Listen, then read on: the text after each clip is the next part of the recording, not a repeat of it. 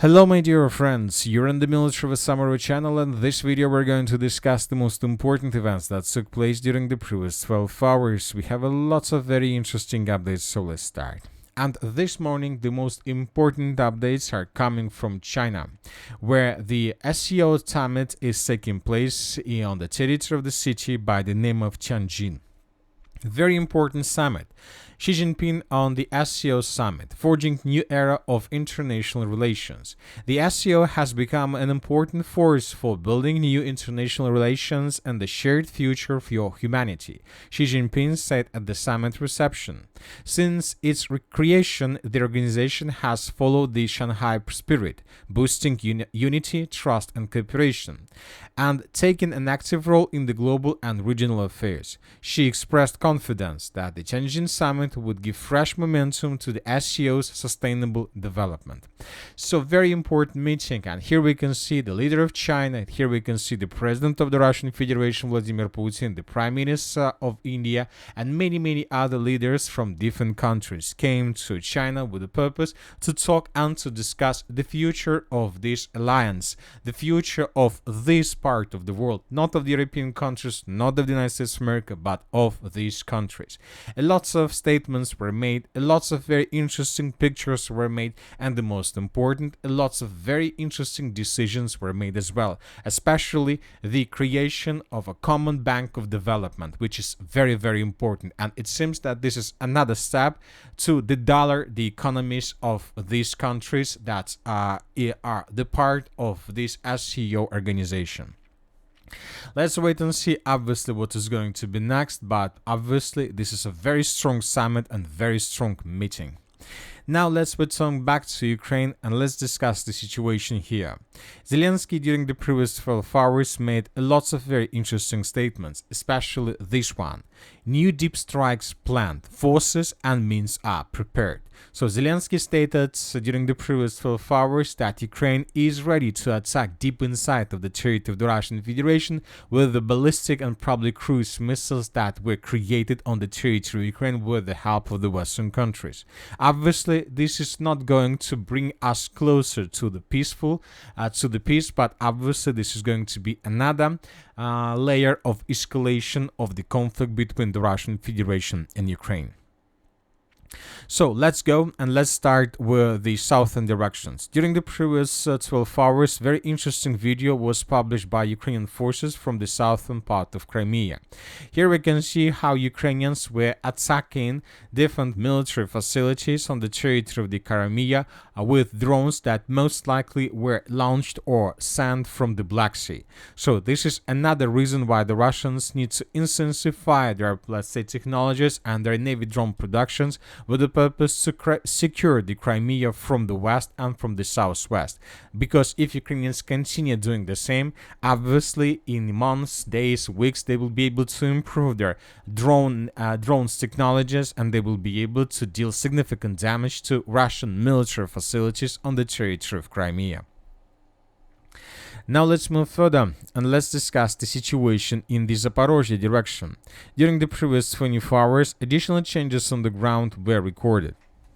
Neutral mappers reported that during the previous 12 hours, the Russians managed to improve their positions on their way towards the settlement of Olgovsk. Additional changes, additional tree lines were taken under control. Nothing special, but this is another proof that the Russians continue their eastern Zaporizhzhia offensive with the purpose to get as close as possible or even to cut physically the road AR-85.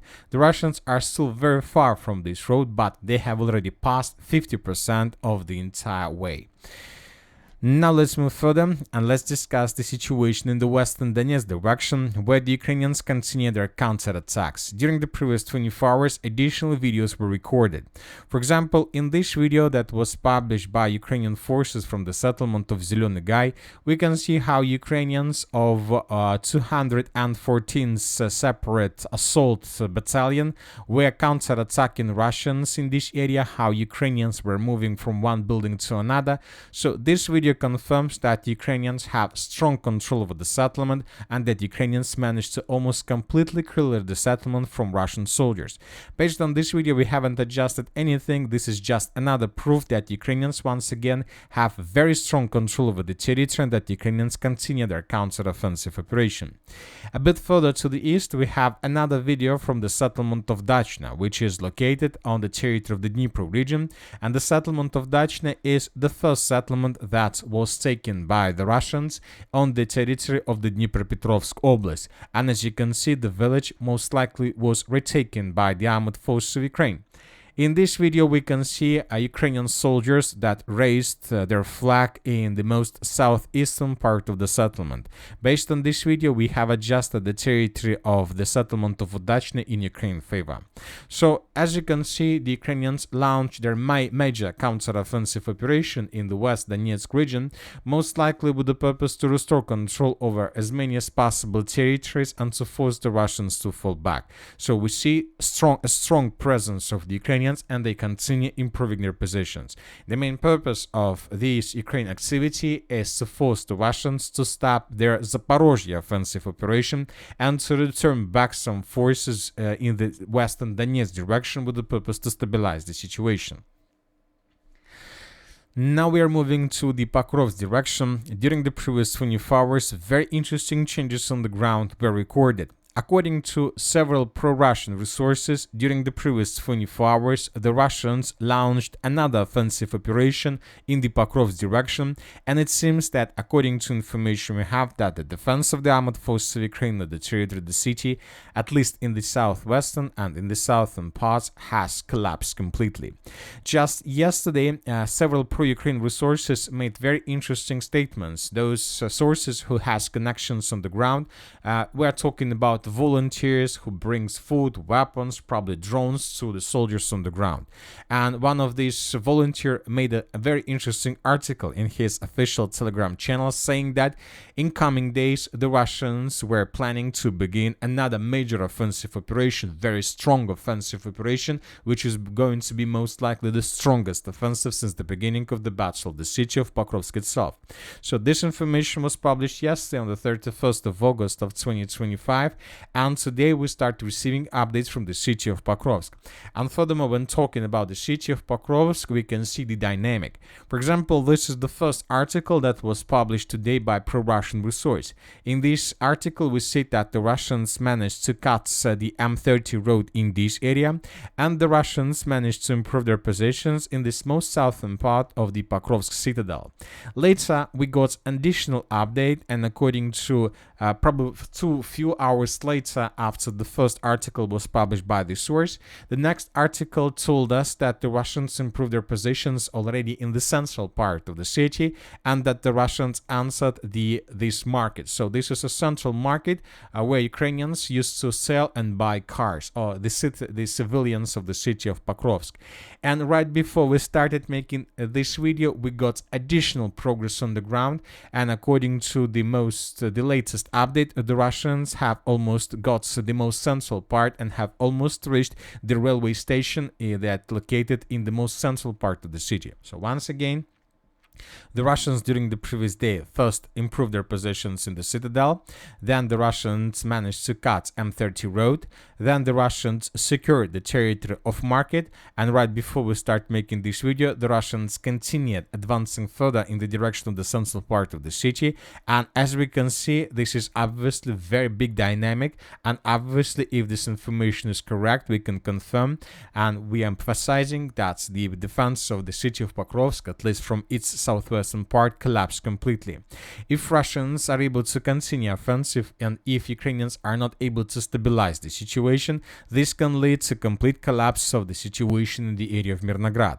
Furthermore, several pro-Ukrainian sources reported that during the previous 24 hours, the Russians were trying to attack the settlement from the east and from the northeast. Several videos were published, but those videos haven't been geolocated yet. We believe that during the day we're going to receive additional geolocation calculations, we will understand how exactly the Russians were trying to attack. Anyway, this is very important because if you remember, several days ago we were talking also about that the Russians were about to finish their strategical regrouping and were about to launch their major assault and offensive operations. As for the area of breakthrough, during the previous 24 hours, nothing special was recorded. Lots of explosions. The Russians are bombing with FAPs and artillery the edge positions of the armored forces of Ukraine, trying not to allow them to attack Russian forces, just trying to pin them down. So this is very important because the Ukrainians were trying to cut Russian positions in the area of Kucherov Yar and to take the Russians in Cauldron, but most likely Ukrainian planes, as for now, were failed. Now we are moving to the Lyman direction. During the previous 24 hours, additional changes on the ground were recorded. According to neutral mappers, the Russians improved their positions on the way from the settlement of Kolodezi to the settlement of Zarechne. And the sources are saying that the situation is very difficult already, and it seems that this part of the front line is going to collapse also very soon. At the same time, the Ukrainians continue their counterattacks in the area of Redkadub, and today we got additional changes on the ground that were recorded. In this video, we can see how Russians were attacking Ukrainians on the territory of the settlement with FPV drones. Here we can see a group of Ukrainian stormtroopers in a number of 4 soldiers that were moving on the territory of Redkadub, and then they were attacked by the Russians. So we came to the conclusion that either the settlement of Redkadub is in the gray zone or under complete Ukraine control. So Ukrainians continue counterattacks, and the main purpose of these counterattacks is to stop Russian advancement in the direction of the city of Lyman. And now we are coming to the city of Kupiansk. There were 2 videos, important videos published from this area. So this is the first one, and in this video we can see how a Russian drone was flying about the most northwestern part of the city towards this construction. And when the drone approached this construction, we can see the Russian flag that was raised on this facility, on this construction. So this flag obviously was established by a drone, but this video just confirms that the Russians have most likely some superiority in the air. Furthermore, Ukrainian forces counterattacked or continued their counteroffensive operation in the area of the settlement by the name of Mirova. This video today was published by Russian resources. Here we can see how Ukrainians took under control several buildings in this area and how Russians were attacking these buildings with FPV drones. So this episode was geolocated exactly in this point, and we came to the conclusion that Ukrainians most likely as a result of counteroffensive managed to improve their positions. I would like to remind you that according to the General Staff of the Armored Forces of the Russian Federation, according to several pro-Ukraine resources, the Russians blocked the city of Kupiansk from the west, and most likely now Ukrainians are trying to counterattack in the western part of the city of Kupiansk with the purpose to restore control over these territories, and the most important, to restore communication and logistics with the city of Kupiansk itself. So we're going to see more attacks from Ukrainian side, but one thing we know for sure, that to carry out these counterattacks, the Ukrainians were forced most likely to redeploy additional forces in the direction of the city of Kupiansk, which means that currently somewhere the Ukrainians are very weak, and most likely the Russians will try to attack in this direction in coming days or maybe even hours. And that's it for the short video. Military Samurai channel reminds we condemn any violence in the world. Thank you for your watching. Subscribe to my channel, put your likes on my Patreon, and have a good day. Bye bye.